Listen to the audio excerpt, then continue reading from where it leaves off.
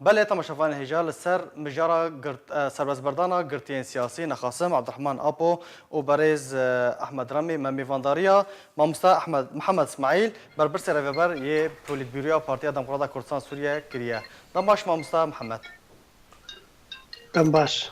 مامستا محمد سربازبردانا گرتین سیاسی نخاسم بریز عبدالرحمن آپو و احمد رمی قالوا او قافك يكمينا جبو يكرزيا ناف مالا كردي لكردستان سوريا والله هو حكمك ظلم وتعداك زور ديتن يعني ممسا عبد الرحمن ابو صالك وشار هيب وشندروجا يعني تشتكي بسوج بسبب بس انه دجبريكي سياسي دجي ريبازا قول سر خوادك دجي وي هنوستي وي هنا وكو نيرين وكو راين وي افهم تشتكي غيركي خرابه هیوید کن او تشتکی تو ناموانده چه نبیاد ولا بازارن لی هیوید کن گو به درفته گو دفجوان کریاری ها بردن گو زانبن خواه گرن زانبن گو اف کریاری ها تشتی سر ناخینن غیری طنقایت خیل ناف جواتا کردی ناف ملات کرده غیری زحمتیت خیل ربازا کردی غیری کیفا دجمنه کردال کرداتینن گو بهیلن کرد دوری دوزا خوا کون دوری مافی ملات خوب کون یک ریز نبن بهیز نبن اف حمیم کریار هیچ ما آوگو دفجبان کریارا بردن گو اف به بنگاوک دری کی وها و بنجی وکو انجمن اجتماعی کردی دست ما فکریه و دل ما فکریه جبو یک ریزیا کردی و ما تحمل کری و ما گلک تعالی جدا پرچاندیه جبو خاطره و یک ریزیا ملت کرد. محمد اف سربازبردانا گرتین سیاسی دست پیشخریک جو دبو یا بریارک جپیدی دبو؟ نه تو دست پیشخری نجمع و نه وکو بریار جی بلکی اواج داخل از بیجم جی کتنا تنگاوی کی زور داد و قناغه هدا حمی علی وک رسائل امریکانا جی جوارا و قفن دوروبر و زحمتی گوته دا ایجاد خوازن سرخوا سفک بکن نخاسم گرتنا عبدالرحمن اپو ملات کرد تفده خواست گو بی بردان و نرازی بو انسانه که کرد و خباتکره که کرد دوی ماویها حمیه به وقت حمیه دا بمینه بن چافکری و مرجن درباز دجوار دا درباز بوش عفرینه و تا حلبی و تا جزیره و به سوج بس دجبری کی سیاسی دجی پارتی دموکراتی کردستان سوریا شما بس تنها بحث آستانگیان کرد قالوا او چه آستانگیان درباز دبن حتی کو اف بوی گاوی هانی رابون اصلا قناغا گناهات دا قناغ مجي بريجيت قوت ما قو افريا قو سرد مشن واف شوازي قو دي كنت مستقبل تو بيش روز جيرانينا ايرو الدنيا تفدا وقفي قلت بازار اول والسرواتشي قبول كرنا قو دستي هنا كذا بالشغلن بي بروجي سياسي بي قلت اتفاقك سياسي نا نافو امريكا دا نا نافو نز رجيم دا نا نافو بس هما خدمتك بلاش كرن وبقي داويا ويجي او اليوه دف جوا بردن وطنقاي كي قناهات دانا يعني قفة تركيا قفن جدينة قدن سروة أمريكا وفرنسا تشتي جواد خازن قهرتنا وقفن أمريكا سر قو سزادانا قو سر هنك سر كردي بككي أفحمين نامنا ورسائلن قو شغلي دولتها هنكي بوانا مينة وقو كنجت كفن تنقافيكي داي أف تنقافياها قركا خبزان بن قو أف حوجي فعلا يكرزيا مالا كردا كاربن كرد شا خشبي قناغي درباز در كفن ما بمن اجنده جهاتنا دجي جهات دي تنفيذ بك قرك اجنده كردي تفدا براوانيا تشاك وشالاك بر مافو هبونا قلق كرد دهندره كردستان سوريا دم قلق قرتين دن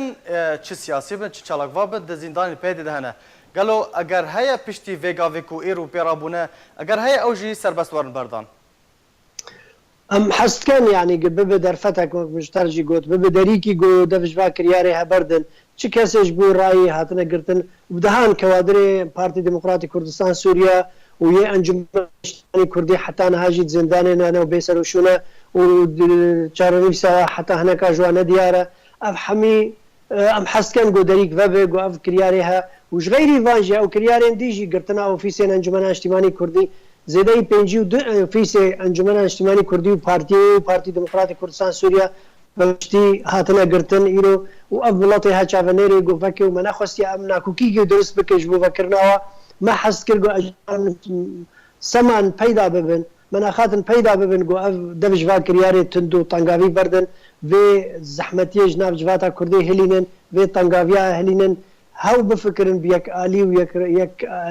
ويك تاو وفكرك شمولي ودجبري كي بس قواتي حقي ملاطي خبيك بين بين منطقي خباتي وبي باوري وبي مسالها بس هما ترصيب بخلقين دلي خلكي وزندان كرني برشي كرنا خلكي ابا تم فانان نادو تدا صلاة بردوام نكرنا بفاشي وازيها باش مامستا مدخواست کو امبريز عبد الرحمن ابو بكن ميفان بس دياره نعم ده لازم برسيش تبكم قالوا تومتا بريز عبد الرحمن ابو تشبو او وقو قلنا هذا اخويا كرن يعني تهمت توجيهي نكرنا فتره كي دريج سي هي بشار هي باجي معي حتى بيجو تشبر سيجي بكن او تهمت اوي انه تا سرقه عندنا اخفتيا وتا وك بري رجيمة قلت وهن نفسية الأمة وإضعاف الشعور القومي ونوقف مسألة قلت لي تأثير الجفاتي كرنا وسرفي أساسي قلت يا عفرين حفصة كما ظنا منظمتي داي سرفا قلتها مال سر قلتنا نعم نال سر تشتكي نا شكدارية نا تشتكي خرابة نا سر بيرو راي سياسية هلوستا أو نيريني جو جانا دلي ملاطي كرد حميجي درت كمل يعني نيريني بارتي ديمقراطي كردستان سوريا سياسة بارتي ديمقراطي كردستان سوريا آواكريا سر فيانين ملات سر كماسية جو ملات دبيني زحمتية جو بيشا ملاتي ما وخزمتها قضية كردي وخزمتها كيشا كردي اندري كردستان سوريا سر ربازا بيروز ربازا بارزانية نمر دوی دما هستیار دما مصطفى محمد دوی چوارا کرن دا کو لفگرک کردی چه ببه والله او نجا عليك تاني يعني اما تحملها جو ماكري وكو بارتي ديمقراطي كردستان سوريا لما ويفا 3 سال درباز بويدا تعلايا جو مدا قرشان ديش بو خاطري جواتا كردي تيك نشو ام درفته به لن جوج روجه جواتا كردي يك ريزيك يك عليك بكرنال تفقرا سياسي كردي دا لي هر يكي تشتي جهات مكرن كسكي تحملها سنتيمه كي جبو قضيه وجبو ملات نكر فهذا الجور برجوندي خو مصالحي خو وكرياري خوي شوتو الاليكي تاني ده حمي جبجي كرن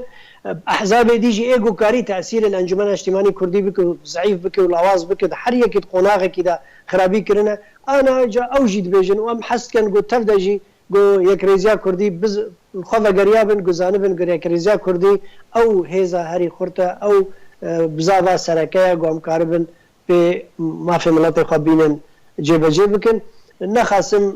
كشا سوري برو قناغه کی درباز دبه قناغه نویساندنا دستوره قناغه گو حق و مرجن کردا گو چاوا جيبن جير چفدريا ناف دولتي دل گو ریاسای ناف دولتي برو چاره سر کردن کی هر باش ما مستقف و تهدید روز بروز زیادتر دبن سر رجالات چم فرات کوبانه و جزیره گلو کردان چه هون بن انا کسبن یان پیدا به درسک وانا خواج سيناريو عفرين را کرنه گلو يعني پیاده ندیاره گوت درسا او سيناريو دوباره نبه ما مستل رجالات چم فرات باش او اما اكو انجمن اجتماعي كردي حميش يعني ما هبش شوازي ما هبن امي طنشت مناطق خبسكنن وعلي مناطق خو نهيلن مفايش تجربه عفرينه قبينه قوم توجيه بكن قوم مناطق ما دربدرنا وشول برنا وخانيه خو مالي خبرندن قو بشرا فجا ام بيجن شرا خل كتير مالي واندا ومالي وات علان كرنا مناطق كرد اولي دبي جي خبرنده هذا دوا پیاده ده بجوا سیاست خو بس يعني دستوردانا بناوي قنديله وبناوي بككي اف جي نرازيبونا خلقيه وبان دولتاي كاربج في سياستها خلاص ببه كاربج ناب اجنده ناب دولتي متصارع وصراعات دول نب بلكك دست في جهتي ديجي جهات هذه بيجريدان تبدا حركات سياسيه كردي بقضيه خبا بحق ملطي خبا بوي شوازي وكرد جيب هيزبن ويامي كاربن قام كاربن ملطنش ملطي خجيب سكن ما مصطفى محمد اسماعيل برپرسي ريفبري بيرود بيريا بارتيا ديمقراطية كردستان سوريا جالاكس باس جبو ميفاندارياته